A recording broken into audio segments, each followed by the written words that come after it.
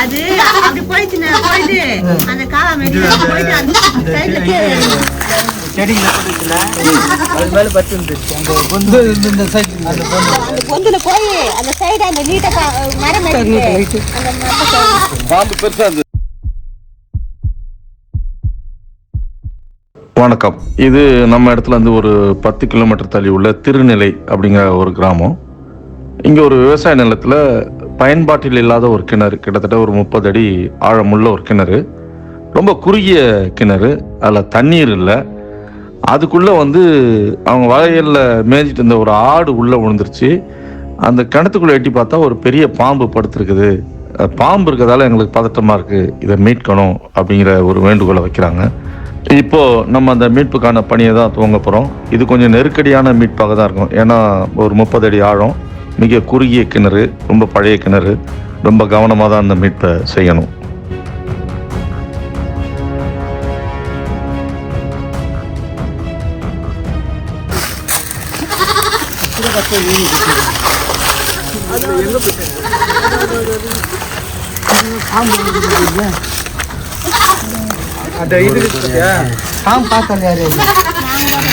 இந்த கிணற்றில் உள்ள அந்த காஞ்ச கொம்புகள், அந்த சருகுகள் மேலே ஒரு பெரிய பாம்பு படுத்துருந்துருக்குது. இவங்க ஆடு உள்ளே விழுந்தோடனே எட்டி பார்த்துருக்காங்க. இப்போ அந்த பாம்பு உயிரோட இருக்கா இல்லையான்னு பார்க்கறதுக்காக அந்த இலையை வெட்டி போட்டிருக்காங்க. பாம்பு மெதுவாக இறங்கி உள்ளே போயிட்டு இருக்குது. இவங்களுக்கு கொஞ்சம் கூடுதல் பதற்றமாகி போச்சு. முதல்ல ஃபோன் பண்ணும்போது நமக்கு தொலைபேசியில் சொன்னப்போ 10 அடி ஆழம் தான் இருக்கோம்னாங்க. நம்ம அதற்கான முன்னேற்பாடோடு தான் இங்கே போயிருந்தோம். இங்கே வந்தால் ஒரு 30 அடி. இப்போ நமக்கு ஒரு திகைப்பு தான். இங்கே ஒரு தகவல் நமக்கு உறுதியாகுது, உள்ளே இருக்கிறது விஷப்பாம்பு இல்லை. ஏன்னா விஷப்பாம்பாக இருந்தால் இந்நேரம் ஆடு இறந்துருக்கணும். ஏன்னா 3-3.5 மணி நேரம் இருக்க ஆடு விழுந்து. எனவே அது விஷப்பாம்பாக இருக்காது அப்படின்னு நம்ம ஒரு முடிவுக்கு வரோம். அந்த பாம்பை பார்த்ததுனால இப்போ அந்த யாருமே இறங்கிட்டு போய் நின்று வந்து இவங்களுக்கு ஃபோன் பண்ணிக்கிறாங்க. நல்லா இவ்வளோ நீட்டுமா, இவ்வளோ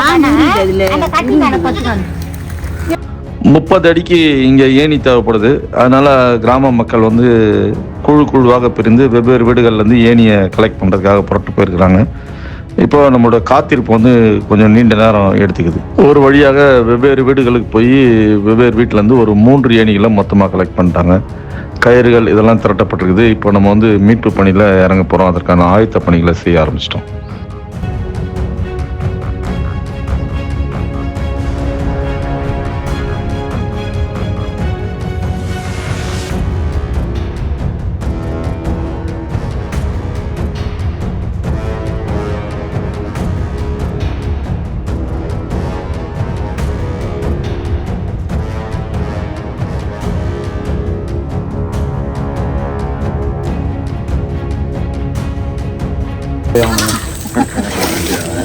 கயிறு கட்டி அனுப்புவா. இப்ப எப்பவுமே கிடையாது, சும்மா தனியா சின்ன கயிறு வச்சிருந்தீங்க. அந்த கயிறு சின்ன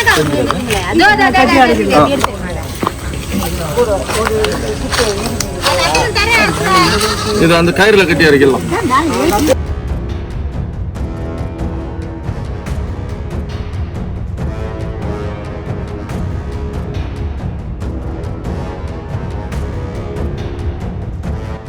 ஏணிகளை ஒன்றிணைத்து கட்டியாச்சு.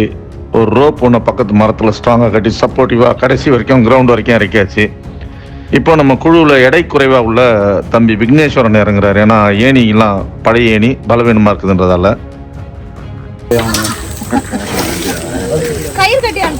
எப்பவுமே கிடையாது, சும்மா தனியா சின்ன கயிறு வச்சிருந்தீங்க. அந்த கயிறு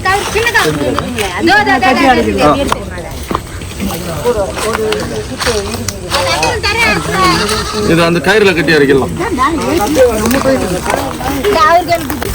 அப்புறம் பாம்பு தூக்கணும்.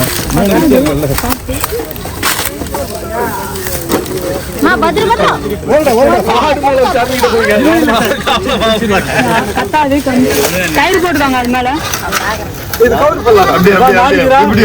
கயிறு கட்டினேன்.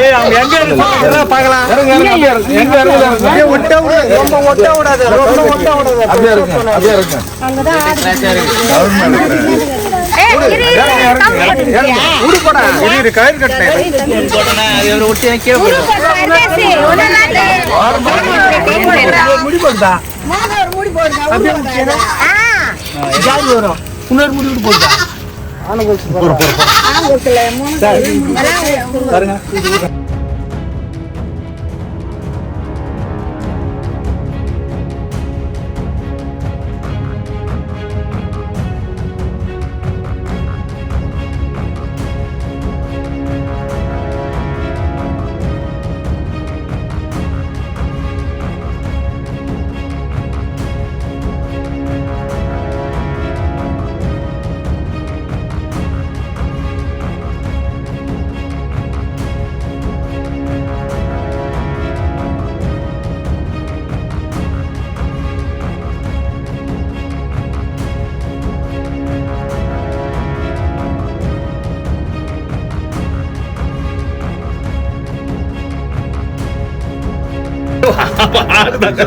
திரும்ப திரும்ப உள்ள ஊந்துட கூடாது நம்ம தூக்கும் போது மெதுவா தூக்கி பாருங்க மெதுவா தூக்கி பாருங்க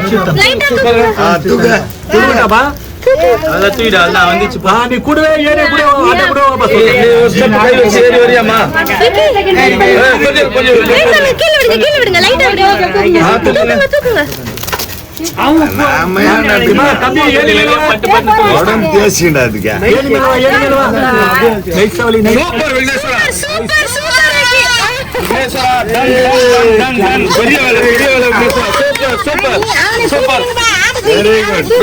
பாம்பை விட்டுருவா பாம்பு பாம்பா வந்துருப்பா மேல இங்க எடுப்பா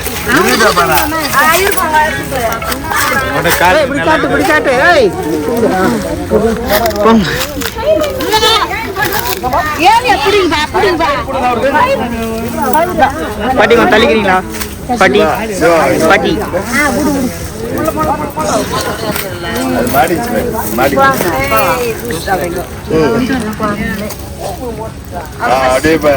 நல்லா கீழே விட்டுரு இது டைட் ஆன புடி இப்ப பிடிக்கலாம் இப்ப grip great Vigneshwara very great ஆமா அதான் வேலை அவங்களுக்கு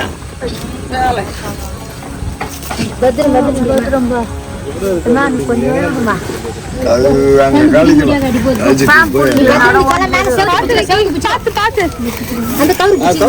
நீ பாத்துரு மேல வந்து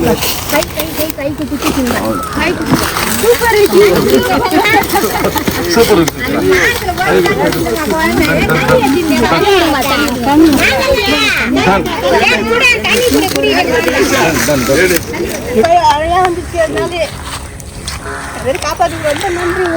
சரி சரிம்மா சரி எவ்வளவு நேரம் ஆச்சுமா அது விழுந்து 2 மணிக்கு விழுந்துச்சு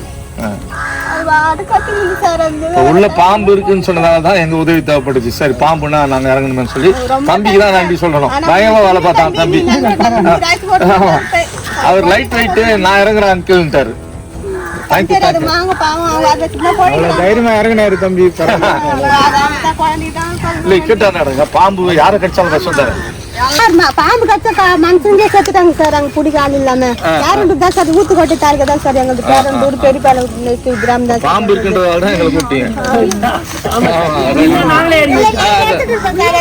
சரியான பாம்பு சார் அது மேலே அத்தனை அந்த பாம்பு கூட நீங்க குடிச்சு இருக்கீங்க நாங்க சார் மனுஷங்க இறங்கணுமே எப்படின்னு சொல்லிட்டு அந்த பாம்பு கீழே தள்ளி விட்டோம் அதோ இவன் தான் அதோ இவனுக்கு தான் அந்த புண்ணியெல்லாம் சேரும் அவன் தான் சொன்னா இது மாதிரி அவங்க டக்குன்னு வந்துருவாங்க எங்க இருந்தாலும் கார் வச்சுங்கிறாங்க கூட வந்துருவாங்க சார் சொன்ன கரெக்டா வந்துருவாரு வெளியில போன் பண்ணும்போது வெளியில நாங்க கிட்ட நாங்க கூட்டிட்டு எடுக்கிறவங்க தான்